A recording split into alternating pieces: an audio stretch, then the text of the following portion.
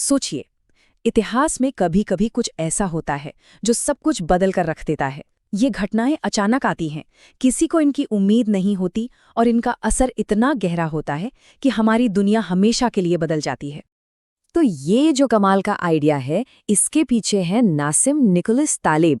और उनका ये कहना है कि हमारी दुनिया में लगभग हर बड़ी चीज़, चाहे वो नए आइडियाज़ का फैलना हो, इतिहास का बदलना हो या फिर हमारी अपनी जिंदगी के बड़े मोड़ हों, इन सब के पीछे मुट्ठी भर ब्लैक स्वॉन घटनाएं ही होती हैं।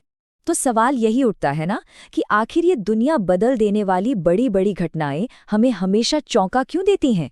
हम इन्हें आते हुए देख क्यों नहीं पाते? चलिए आज इसी पहेली को सुलझाने की कोशिश करते हैं।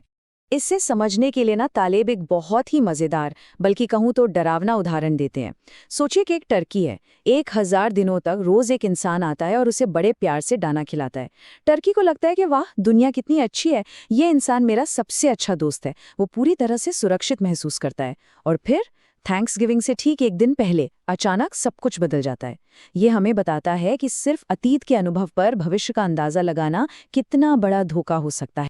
और यहीं से हम आते हैं सीधे ब्लैक स्वॉन थ्योरी पर। ये एक ऐसा फ्रेमवर्क है जो हमें इन हैरान कर देने वाली घटनाओं को समझने में मदद करता है। तो आखिर ये ब्लैक स्वॉन इवेंट है क्या भला? ये दरअसल एक ऐसी घटना है जो पूरी तरह से अप्रत्याशित होती है, जिसका असर बहुत ही ज़बरदस्त होता है और जिसके हो जाने के बाद हम सब पीछे मुड़कर देखते हैं और कहते हैं, अरे इसके संकेत तो थे। इसका नाम भी बड़ा दिलचस्प है। सदियों तक यूरोप में लोग यही मानते थे कि दुनिया के सारे हंस सिर्फ सफ़ेद होते हैं। ये एक मानी हुई सच्चाई थी। फिर 1697 में ऑस्ट्रेलिया में पहली बार काले हंस देखे गए और एक झटके में जो बात नामुमकिन लगती थी वो हकीकत बन गई। तो कोई भी घटना ब्लैक स्वॉन कैसे बन जाती है? इसके लिए ना तालेब ने 3 शर्तें बताई हैं। पहली, वो एक आउटलायर होती है, मतलब वो इतनी अनोखी और अलग होती है कि अतीत में ऐसा कुछ हुआ ही नहीं होता जो उसकी तरफ इशारा करे। दूसरी, उसका असर एक्सट्रीम होता है, मतलब वो एक गेम चेंजर होती है जो सब कुछ बदल देती है। और तीसरी, जो शायद सबसे दिलचस्प बात है, वो है रेट्रोस्पेक्टिव प्रिडिक्टेबिलिटी, यानी घटना के हो जाने के बाद हम इंसान कहानियां गढ़ने लगते हैं कि अरे इसका अंदाजा तो लगाया जा सकता था। अच्छा, ब्लैक स्वॉन को ठीक से समझने के लिए ना हमें दूसरे तरह के रिस्क्स को भी देखना होगा, क्योंकि हर जोखिम एक जैसा नहीं होता।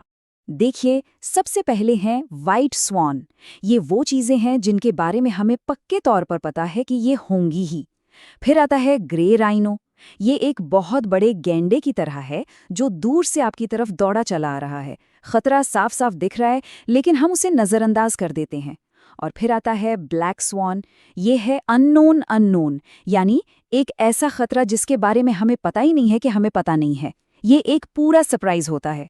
इसका सबसे ताज़ा और ज़बरदस्त उदाहरण है कोविड-19 पर हुई बहस। कुछ लोग कहते हैं कि ये एक क्लासिक ब्लैक स्वॉन था, क्योंकि जिस तेज़ी से और जिस बड़े पैमाने पर यह फैला और जिस तरह इसने इकॉनमी को ठप किया, कोई इसकी कल्पना भी नहीं कर सकता था। लेकिन मज़े की बात यह है कि तालेब खुद इसे वाइट स्वॉन कहते हैं। उनका तर्क है कि वैज्ञानिक और एक्सपर्ट्स तो सालों से एक बड़ी महामारी की चेतावनी दे रहे थे, तो ये अप्रत्याशित कैसे हो? चलिए अब इस थ्योरी को थोड़ा और करीब से देखते हैं, भारत के संदर्भ में। अगर हम भारत के पिछले कुछ दशकों को देखें तो ऐसे कई झटके लगे हैं जिन्होंने सबको हैरान कर दिया। 1992 में हर्षद मेहता स्कैम ने पूरे स्टॉक मार्केट सिस्टम की कमियों को उजागर कर दिया। 1997 के एशियन फाइनेंशियल क्राइसिस ने पूरे क्षेत्र को हिला दिया। 2008 में मुंबई पर हुए आतंकी हमलों ने सुरक्षा को लेकर हमारी सोच ही बदल दी। और 2020 में कोविड लॉकडाउन ने दिखाया कि कैसे एक वायरस पूरी अर्थव्यवस्था को रोक सकता है। सिर्फ हर्षद मेहता घोटाले को ही ले लीजिए। रकम थी करीब 5000 करोड़ रुपए। आज शायद ये रकम छोटी लगे, लेकिन उस जमाने में ये इतनी बड़ी थी कि कोई सोच भी नहीं सकता था। इस एक धोखे ने पूरे देश को हिला दिया और मार्केट पर से लोगों का भरोसा उठ गया था। फिर आया 1997 का एशियन फाइनेंशियल क्राइसिस। जरा इन आंकड़ों पर नजर डालिए। इंडोनेशिया की करेंसी की वैल्यू 80% तक गिर गई। थाईलैंड और साउथ कोरिया की करेंसी आधी रह गई। ये कोई मामूली गिरावट नहीं थी, ये एक सुनामी थी। और भले ही ये भारत में शुरू नहीं हुई, इसकी लहरों ने यहाँ भी जबरदस्त असर डाला। और फिर 2008 के मुंबई हमले। इनका असर सिर्फ आंकड़ों में नहीं मापा जा सकता। इसका एक गहरा मनोवैज्ञानिक असर हुआ। टूरिज्म इंडस्ट्री अचानक ठप पड़ गई। विदेशी निवेशकों का भरोसा डगमगा गया। इस एक घटना ने देश की ऐसी कमजोरियों को सामने ला दिया जिनके बारे में पहले सोचा भी नहीं गया था। तो ब्लैक स्वान का असर सिर्फ पैसों का नहीं होता। तो अब सबसे बड़ा सवाल ये है कि जब हम ऐसी घटनाओं का अंदाजा लगा ही नहीं सकते तो फिर करें क्या? तैयारी कैसे करें? हम इस अकल्पनीय स्थिति से कैसे निपट सकते हैं? इस तस्वीर को देखिए, ये जोखिम का एक तरह का स्पीडोमीटर है।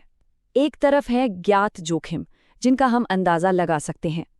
बीच में है ज्ञात अज्ञात, मतलब हमें पता है कि कुछ हो सकता है, पर कब और कैसे ये नहीं पता।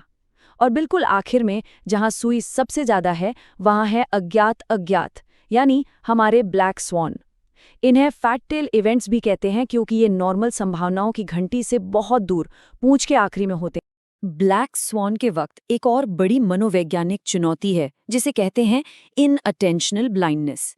इसका मतलब है कि जब हम बहुत ज्यादा तनाव में होते हैं तो हमारा दिमाग किसी एक चीज पर इतना फोकस कर लेता है कि हमारे आसपास हो रही बाकी साफ चीजें भी हमें दिखनी बंद हो जाती हैं। ये उस मशहूर एक्सपेरिमेंट जैसा है जहां लोग बास्केटबॉल पास गिनने में इतने बिजी हो जाते हैं कि उन्हें बीच में से गुजरता हुआ गोरिल्ला तक नहीं दिखता। तो रास्ता क्या है? मजबूती कैसे बनाई जाए? देखिए, एक्सपर्ट्स कुछ चीजें सुझाते हैं। पहली बात, संकट आने का इंतजार मत करो। पहले से ही अलग अलग फील्ड के एक्सपर्ट्स की एक टीम तैयार रखो। दूसरा, रिस्क एजिलिटी बढ़ाओ, यानी तेजी से सही और तथ्यों पर आधारित फैसले लेने की काबिलियत। तीसरा, सिर्फ पुरानी चीजों को सुधारने से काम नहीं चलेगा, बिल्कुल नए समाधान खोजने के लिए तैयार रहना होगा। और सबसे जरूरी, एक सर्वाइवर वाली मानसिकता अपनानी होगी, शांत, आत्मविश्वासी और लगातार डटे रहने वाली। अपनी नॉलेज को इसी तरह बढ़ाते रहने के लिए हमारे YouTube चैनल को जरूर सब्सक्राइब करें। और अगर आप ये कंटेंट Facebook पर देख रहे हैं तो हमारे पेज को फॉलो करें, वीडियो को लाइक और शेयर करें।